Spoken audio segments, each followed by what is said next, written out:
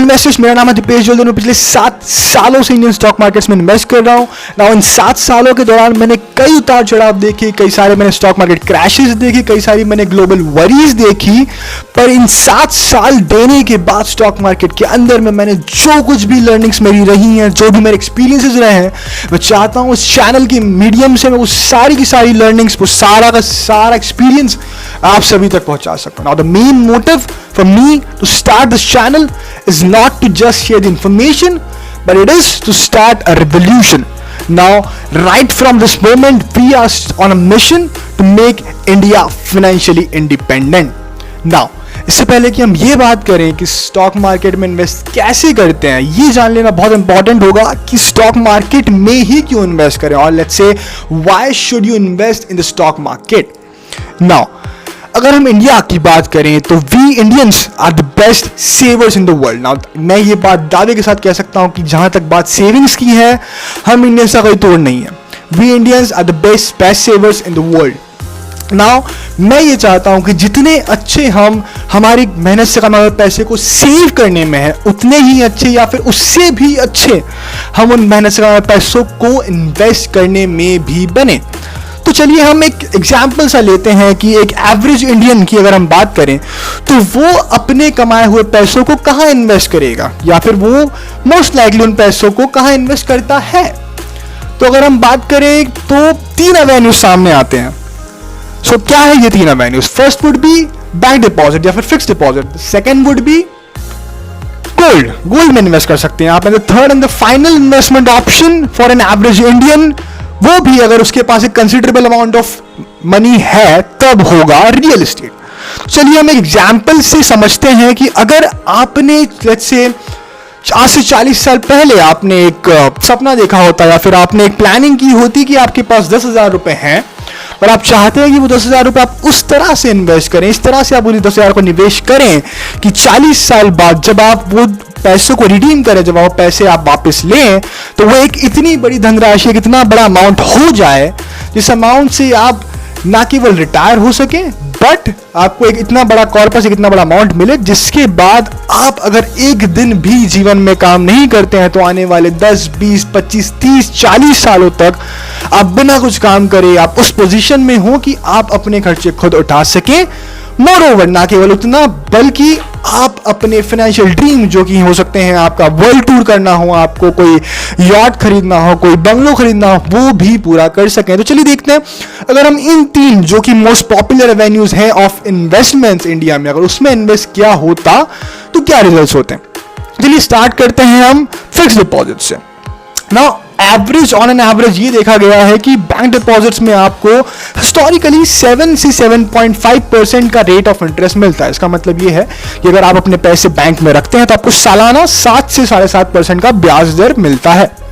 Now let's say अगर आपने वो 10,000 रुपए 40 साल पहले बैंक एफडी में इन्वेस्ट करे होते और आप एक्सपेक्ट करते कि वो 10,000 रुपए से 40 साल बाद इतना एक बड़ा अमाउंट बन जाएगा जिससे कि आप रिटायर हो सकें, तो देखते हैं क्या रिजल्ट्स होते। और लेट्स कंसिडर कि आपको 7.5% का एवरेज रिटर्न मिला होता। तो अगर आपने 10,000 इन्वेस्ट किए होते तो 40 साल के बाद आपको जो अमाउंट मिलता इन हैंड वो होता अप्रोक्सीमेटली 1,80,000 रुपीज, यानी कि 1,80,000 रुपए। ना आपने 10,000 इन्वेस्ट करे और आपको 1,80,000 रुपए मिले। Now the question is, do you think that this 1,80,000 is enough for you to retire? Of course not, because 1,80,000 में आप फाइनेंशियल ड्रीम्स तो छोड़िए, बट आप 6 महीने का मुश्किल से खर्चा भी ना निकाल सकते हैं अगर आज की तारीख में हम बात करें एक सिटी में लिविंग एक्सपेंसेस की। तो चलिए हम बढ़ते हैं अब अगले एवेन्यू की तरफ, जो कि होगा गोल्ड। नाउ लेट्स से अगर आपने वो 10,000 गोल्ड में इन्वेस्ट किए होते 40 साल पहले, तो क्या रिजल्ट होता। देखिए गोल्ड का एवरेज रिटर्न होता है 8% के हिसाब से। तो अगर हम हिस्टोरिकल रिटर्न्स की तरफ ध्यान दें, कोई भी साइकिल उठा करके देखें, तो गोल्ड ने on an average 8% per annum का रिटर्न दिया हुआ है। यानी कि इसका सीधा सीधा मतलब ये बनता है कि अगर आपने 10,000 रुपए 40 साल पहले इन्वेस्ट किए होते इनटू गोल्ड, तो आज की तारीख में आपको जो अमाउंट मिलता वो होता अप्रोक्सीमेटली 2,70,000 के आसपास। यानी कि आपने इन्वेस्ट करे 10,000 40 साल पहले और आपको मिला 2,17,000 रुपए। Now again the question is same, do you think कि ये 2,17,000 से आप रिटायर हो सकते हैं और अपने फाइनेंशियल ड्रीम फुलफिल कर सकते हैं? बिल्कुल नहीं।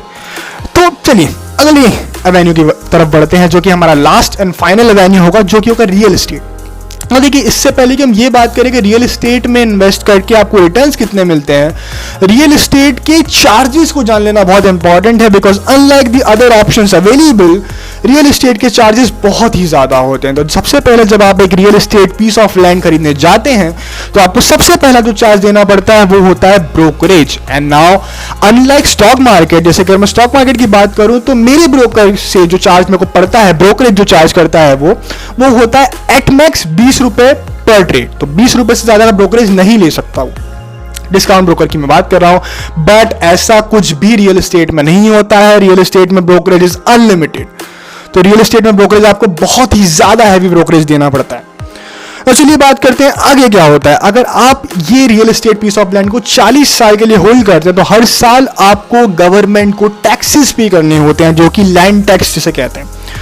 Now not just land tax but to maintain that land in a good condition, आपको हर साल उस लैंड के ऊपर में कुछ मेंटेनेंस चार्जेस आपको इनकर करने होते हैं। तो इन सारे चार्जेस को फैक्टर इन करने के बाद अगर हम एक एवरेज रिटर्न की बात करें और अगर हम समझे कि आपको आखिरी में 40 साल के बाद उस 10,000 रुपए इन्वेस्ट करने के बाद क्या मिलेगा, तो results are not very different than a gold investment. तो अगर आपको सोने में इन्वेस्ट करके 2,17,000 मिल रहे हैं तो रियल एस्टेट में भी आपको उतना ही कुछ आसपास मिलेगा जब हम सारे ही चार्जेस को फैक्टर इन कर ले तब।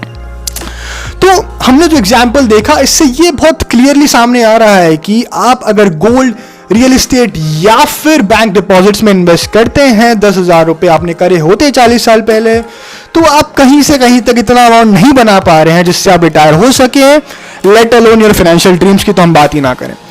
तो द क्वेश्चन इज, क्या कोई ऐसा एवेन्यू है जहां पर आप रियलिस्टिकली एक 10,000 का अमाउंट इन्वेस्ट करते अगर 40 साल पहले, तो आज आप रिटायर हो सकते? Well, fortunately, the answer is yes, and the answer is the stock market. Now, let's say 40 साल पहले अगर आपने वही 10,000 जो आप गोल्ड, रियल एस्टेट या फिर बैंक डिपॉजिट्स में इन्वेस्ट करने वाले थे, वही पैसा अगर आपने किसी एक लार्ज कैप स्टॉक, किसी एक अच्छी कंपनी में इन्वेस्ट कर दिया होता, तो लेट्स से अच्छी कंपनी जो आज भी है, जो तब भी थी, लेट्स टॉक अबाउट रिलायंस या इन्फोसिस या फिर विप्रो, ये सारे स्टॉक्स जो हैं ये अभी भी है और तभी भी थे। तो लेट्स से अगर आपने वो 10,000 रुपए विप्रो जैसे स्टॉक में इन्वेस्ट कर दिए होते और 40 साल आपने कुछ नहीं किया होता तो क्या होता? तो देखिए, अगर आप विप्रो में इन्वेस्ट करते 10,000 रुपए तो आपका जो एवरेज रिटर्न होता वो होता 40.2% पर एनम। जी हाँ, 40.2% का सालाना इंटरेस्ट आपको ऑन एवरेज मिलता, जिसका सीधा सीधा मतलब ये होता है कि अगर आपने 10,000 रुपए 40 साल पहले विप्रो में इन्वेस्ट किए होते तो आज वो अमाउंट हो चुका होता 741 करोड़। एंड ये अमाउंट फॉर श्योर ना केवल रिटायरमेंट के लिए बल्कि आपके सारे ही फाइनेंशियल ड्रीम फुलफिल करने के लिए एक काफी तगड़ा अमाउंट है।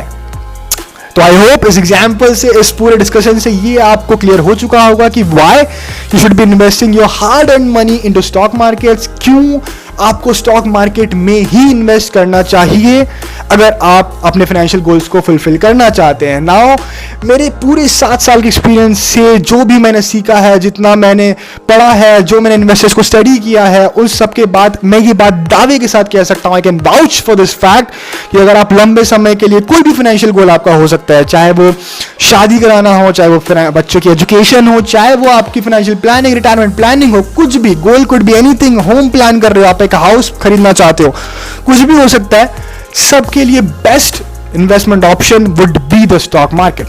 चलिए इस वीडियो में इतना ही। अगर आपको वीडियो अच्छी लगी है, आप चाहते हैं to support me in this mission which I am on, which is to make India financial independent, तो प्लीज सब्सक्राइब कर दीजिए इस चैनल को, लाइक और कमेंट करके मुझे बताइए कि आपको वीडियो कैसी लगी। उससे ज्यादा अगर आपको स्टॉक मार्केट के बारे में कुछ भी इंफॉर्मेशन चाहिए, स्टॉक मार्केट के बारे में आप डेली अपडेट से जुड़े रहना चाहते हैं, तो आप फॉलो कर सकते हैं मुझे on Instagram, Facebook and Twitter. Moreover हमने एक टेलीग्राम का डेडिकेटेड चैनल बनाया हुआ है जिसके अंदर में हम डेली अपडेट्स पोस्ट करते हैं, डेली के 4 से 5 पोस्ट करते हैं, जो कि अगर आप पढ़ लेंगे, जो कि अगर आप देख लेते हैं, विच वोंट कंज्यूम आपका 5-10 मिनट से ज़्यादा नहीं लेगा, अगर आप वो कर लेते, then you can be rest assured that you are the top of the stock market. आपको वो सारी इंफॉर्मेशन जो कि आप तक होना चाहिए, पहुंचना चाहिए, वो सारी उस चैनल पर है। तो make sure that you join that channel as well. Links मैं इन सबका डिस्क्रिप्शन में डाल दूंगा।